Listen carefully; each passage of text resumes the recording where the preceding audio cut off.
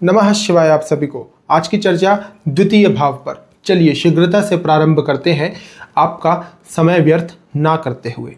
दूसरा भाव जन्म पत्रिका में क्या रिप्रेजेंट करता है, इसकी क्या इंपॉर्टेंस है और ये जानना क्यों आवश्यक है। देखिए, जन्म पत्रिका में दूसरा भाव आपके जीवन में मुख्य रूप से धन, परिवार और वाणी का कारक है।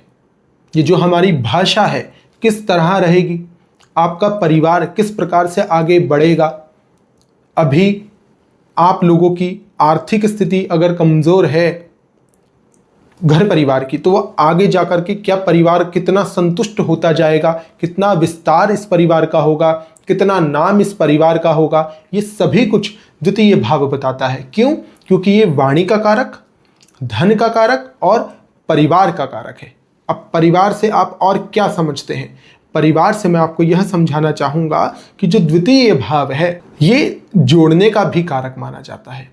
जोड़ना इन द सेंस, आपके जीवन में आप कितने नेटवर्क बनाते हैं, कितने लोगों को अपने जीवन में अपने प्रति अच्छा महसूस करवाते हैं या खराब बुरा महसूस करवाते हैं। आपके मित्र कितने हो सकते हैं, आपके शत्रु कितने होने वाले हैं, ये भी दूसरा भाव रिप्रेजेंट करता है। और आपके मुख्य रूप से जो आपका मुख्य परिवार है उसे तो रिप्रेजेंट करता ही करता है।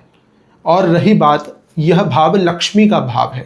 ये जो धन की मैंने चर्चा की, यह ऐसे धन की मैंने बात करी कि जो धन आपने जोड़ा है, जो धन अब तक आपने इकट्ठा किया है आपके परिवार के माध्यम से, पूरे परिवार ने या आपने, ये भी दूसरा भाव दर्शाता है। तो दूसरा भाव कितना महत्वपूर्ण है ये आपको जानना आवश्यक है।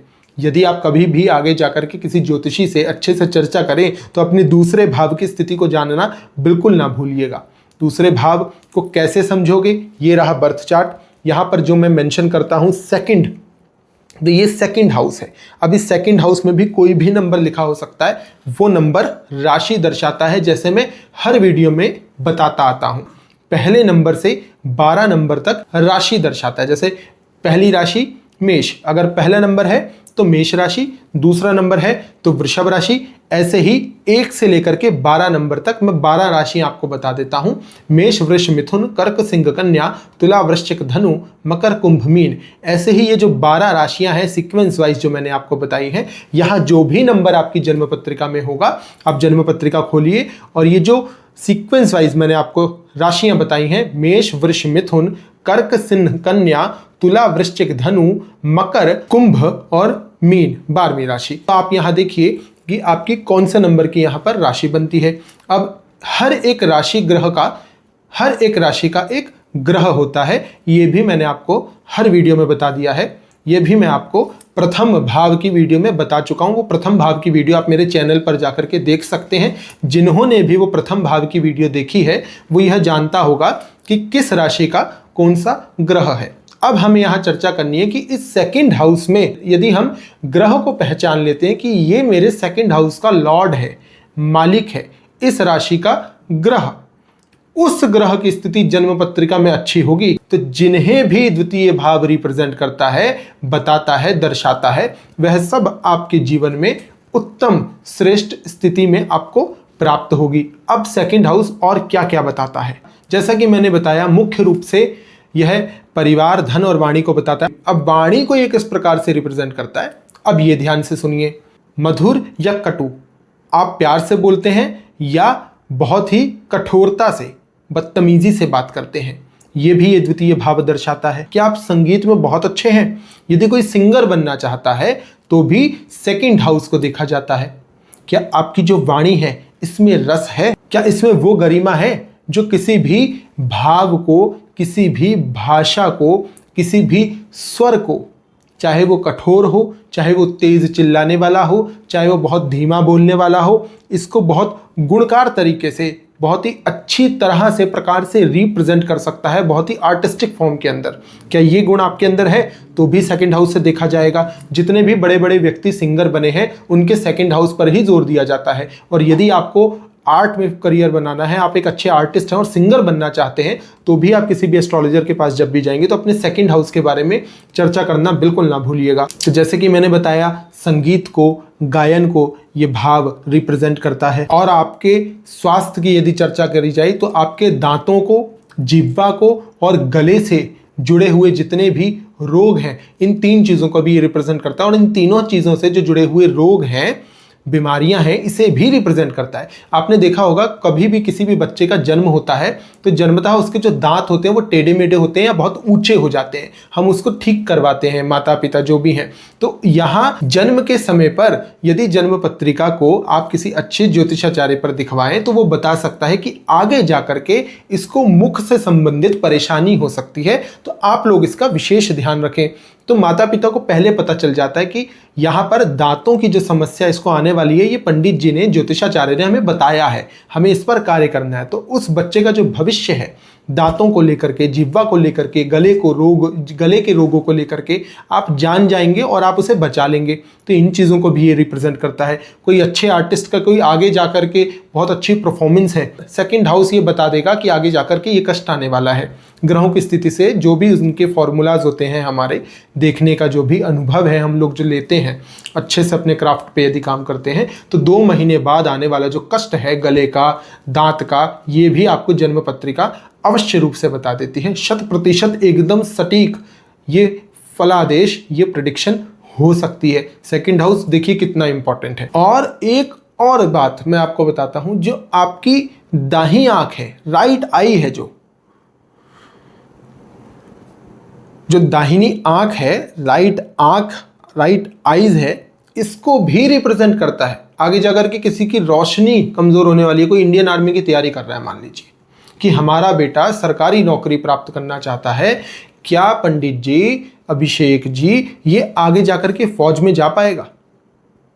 तो यहां पर पहले ही दिख जाएगा कि भाई कब है इसकी परीक्षा, कब है इसका मेडिकल। 1 साल पहले यदि जन्म पत्रिका देख रहे हैं तो भी पता चल जाएगा, और 1 साल पहले यदि जन्म पत्रिका देखी हमने, 1 साल बाद आने वाली जो घटना है आंखों को लेकर के वो बता दी कि यहां से नंबर बढ़ना शुरू हो रहा है और इसी समय इसकी परीक्षा है, मेडिकल है, ये फेल हो सकता है, तो इसके उपाय हम दे सकते हैं। तो दाहिनी आंख है जो, उसको भी ये रिप्रेजेंट करता है। अब दाहिनी आंख किस किस क्षेत्र में बहुत आवश्यक है कि इसकी आई साइड वीक नहीं होनी चाहिए, वैसे तो दोनों ही आवश्यक है ना, पर लेकिन हम अभी बात कर रहे हैं दाहिनी आंख की, जिसको ये रिप्रेजेंट करता है। तो दाहिनी आंख आपके किस किस करियर में, क्षेत्र में इंपॉर्टेंस रखती है, इसका आप तो यहाँ पर आप द्वितीय भाव से जान सकते हैं। आपका खान पान भी ये भाव दिखाता है। कोई मेरे को आकर के यदि बोले कि नहीं मैं तो नॉनवेज नहीं खाता, आपने मुझे उपाय दिया, वो उपाय नहीं लगा, हम तो इतने उपाय करते हैं पर हम उपाय कर रहे हैं और कुछ हो नहीं रहा है, बाद में पता चल रहा है वो नॉनवेज खाते हैं, वो सात्विक भोजन करते ही नहीं, वो इतने तामसिक हैं कि गाली गलौज करते हैं, अभद्र भाषा का उपयोग करते हैं, गलत भोजन को ग्रहण करते हैं, अल्कोहल लेते हैं। ये सभी चीज़ें भी, बातें भी आप गुप्त नहीं रख सकते यदि आपका द्वितीय भाव हमारे सामने, अच्छे ज्योतिषी के सामने खुल जाए और उसको इसके बारे में पता चल जाए कि ये दूसरा भाव क्या बता रहा है। तो दूसरा भाव आपका खान पान भी बताता है। सेकंड हाउस आपके बोलने की शैली के साथ साथ आपके भोजन की आदतें भी बताता है, और आप क्या क्या पीने का शौक रखते हैं ये भी बताता है। तो जन्म पत्रिका में द्वितीय भाव का इतना बड़ा महत्व है। हर एक भाव की महत्व की चर्चा मैंने प्रारंभ कर दी और आपके समक्ष इतनी सरलता से ये मैं रखूंगा ताकि आप लोग इसको देख भी पाओ, जान भी पाओ, पता कर पाओ कि जन्म पत्रिका का सेकंड हाउस कैसे पता करें, कैसे रिप्रेजेंट होता है, क्या क्या रिप्रेजेंट करता है और कौन है इसके पीछे एक ग्रह जो इसका मालिक बन के आपके जन्म पत्रिका में बैठा है। और क्या रिप्रेजेंट करता है सेकंड हाउस? रिप्रेजेंट करता है, और यह सेकंड हाउस आपके मूल्य क्या है, आपके नैतिक मूल्यों को भी ये रिप्रेजेंट करता है, और रिप्रेजेंट करता है, बताता है कि बचपन की परवरिश और पारिवारिक परंपराएं, ये भी ये दूसरा भाव आपको बताता है, क्योंकि ये सब कुछ दूसरे भाव से ही झलकता है। दूसरा भाव सब बता देगा इसके बारे में। तो आज आपने दूसरे भाव के बारे में जाना। अब एक बात और बता देता हूं दूसरे भाव के बारे में।